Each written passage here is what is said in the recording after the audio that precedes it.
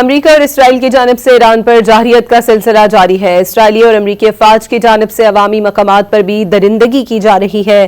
ایرانی دارالحکومت تہران میں آزادی اسکوائر پر بھی بمباری کی گئی ہے۔ ایرانی سرکاری میڈیا پریس ٹی وی نے امریکی ایرانی بربریت کی فوٹیج جاری کر دی ہے، جس میں ہر جانب آگ کے شعلے بھڑکتے اور سیاہ دھواں اٹھتا دیکھا جا سکتا ہے۔ حملے میں متعدد افراد جاں بحق اور کئی زخمی ہونے کی اطلاعات ہیں۔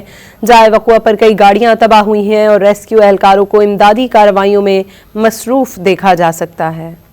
امریکہ اور اسرائیل کی جانب سے ایران پر جارحیت کا سلسلہ جاری ہے۔ اسرائیلی اور امریکی افواج کی جانب سے عوامی مقامات پر بھی درندگی کی جا رہی ہے۔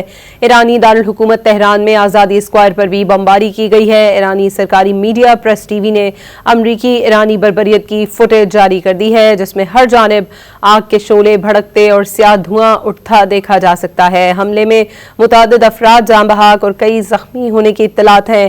جائے وقوع پر کئی گاڑیاں تباہ ہوئی ہیں اور ریسکیو اہلکاروں کو امدادی کارروائیوں میں مصروف دیکھا جا سکتا ہے۔